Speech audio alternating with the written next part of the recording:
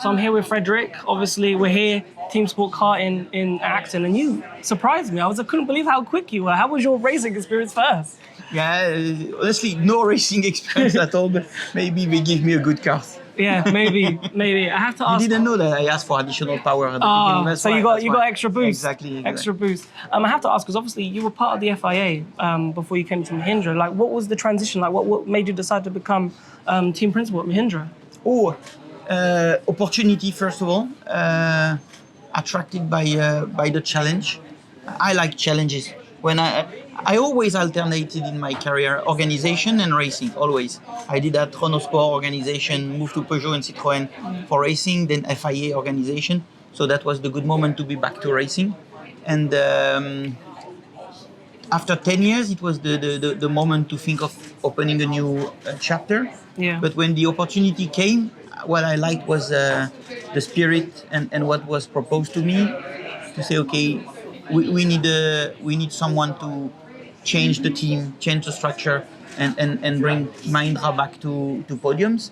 So the challenge is huge, but on the other side, it's quite exciting when you think that someone is looking for you to do that. So that's a lot of trust, a lot of support. And I said, okay, let's get in. Yeah, 100%. Because obviously the start of the season in Mexico was unreal, like Degrassi getting on pole, and it hasn't gone that way. Why do you think Mexico was so strong for the team and that hasn't been able to translate throughout the rest of the season? Has there been anything to pinpoint? I think Mexico was a conjunction between, I would say, three specific things. The first is the experience of Lucas there, and he has always been strong. The second is that it was the beginning of this new car. Yeah. And I think no one was really ready, and we were maybe a little bit better prepared than the others, or more ready than the others.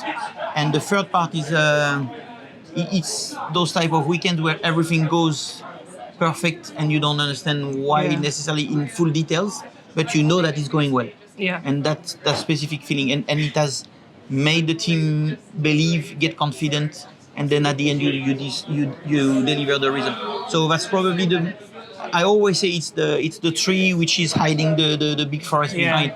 So because we have to be careful. Mexico was a very good result for us, and we have been very happy. But on the other side, we knew that the difficulties and all the challenges were still sitting behind, and then we had to solve them. So that's what we have done all along season 9. Yeah, so in terms of, obviously, you're partnered with ZF in terms of help making the powertrain, and obviously there was a lot of noise coming out and positives, and obviously wanting to bring Mahindra back to the front. Obviously, it's been a difficult season, but with the 2-year cycle that we have in Formula E, how difficult is it now for the team to get on top of the software, because you can't change anything hardware-wise, for next season, to try and improve the team and push them more towards a regular point-scoring position? The good thing of the 2 years homologation at the end is that it's the same for everyone. So if we look it on a positive way, the others have started with a margin they have better exploited than us, and they have been able to have a hardware which was delivered on time, prepared properly the season, and slowly improve all along the season to make it good. On our side, we know that the powertrain was late, so we had no time to get really prepared for season 9. So we went into season 9 as a testing live session. So we learned a lot all along. Now we know the gap we have in front of us to close. Yeah. And the good thing is that the others have already done a lot. Maybe we can try to do now a lot also in the interseason, so that we come into season 10 readier. So that's the goal right now, is to capitalize on what has happened, to make sure that we start season 10 better. Does it frustrate you though? Because obviously I know you can do a lot on software, don't get me wrong, but knowing that you're already going into next season, technically maybe on a back foot, does that frustrate you? Because it's not like a fresh start. We know what we did wrong this season. Going into next season, we can put those right straight away, but you can't do that until season 11.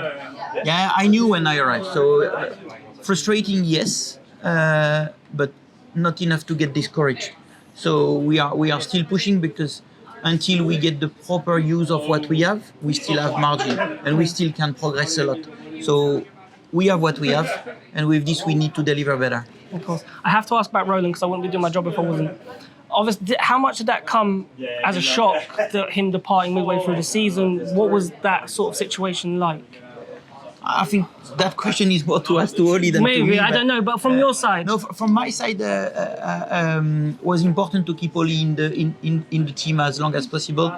Then he had to decide on his ambition for the future. Will we be ready on time?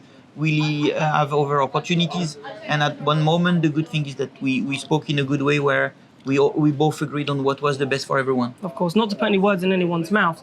Do you think maybe because the season hadn't gone so strong, and obviously with the 2-year powertrain, and he may be thinking next season might be similar, do you think maybe that's part of the reason why he decided to jump ship, or was that something that wasn't really discussed? That's probably part of his reasoning, and I can understand that. But again, it's more his role to answer that question than me. The only thing I know is I have to find someone to replace an experienced and fast driver, which is a challenge. And which you've done with Roberto Merhi. How impressed have you been so far with him so far in the races that he's done? Roberto, he did a good job on different aspects. The first one, which was not necessarily the one we were looking for, but it's good that he did it, is the spirit. He brought a very positive mindset and he made the team feel much better. And we needed some fresh mindset and fresh blood into the system. The second thing is he has been a bit unlucky because on many races he participated to, he never had exactly the car behaving as it should.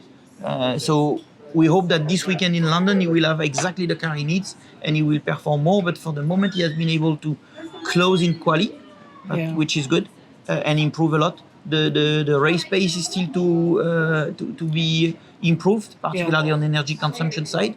But this he also needs time, and it's so tough for that. And then going into next season, obviously we should have a TAC charge, hopefully by then. How do you expect TAC charge to change the race? Because obviously we had that kind of pack mentality, and I think these cars, because they were built with a TAC charge in mind, and obviously with it not being there, I think that's why we've had these races, which maybe we shouldn't have had if we had a TAC charge. How do you think a TAC charge will change everyone's perception in terms of Formula E strategy and the racing next season? I don't know exactly how it will impact the race format, to be honest. The only thing we should make sure is that it brings value to the championship and it brings value to the sport. So that's what probably is being studied right now by the FIA, by the promoter, so that we make sure that the way we introduce fast charging, whatever it is, however it is, has to bring value to the championship and create races even more entertaining than currently, which is already a good level. So if it brings one step higher, it's even better. So let's see how we implement that. But for us, I would say everything which is disturbing a little bit the current leaders is not bad. Yeah, okay. And then finally from me, London this weekend, what is the aims and ambitions? I assume it is to get points and to keep progressing for the final 2 races. Yeah, I think ambition would be, we started on a high, it would be good to finish on a high, just for the motivation of everyone to work hard for the coming months and to get ready for 10. So reasonably, I would say going to duels would be a first satisfaction. And we see that when we are able to start closer to the top, we can manage to stay. Yeah. That would be the first thing. For Lucas, it's important. He has always good ideas in London. Let's see which will be the one for the weekend. And for Roberto, it would be good to close the season on a good result for him so that he gets also confident for the future. So I would say in general, for everyone it would be good, but for Mahindra Racing it would be particularly good if we could do a good weekend. Perfect. Frederic, it's been an absolute pleasure. Thank you so much. Thank you. Cheers.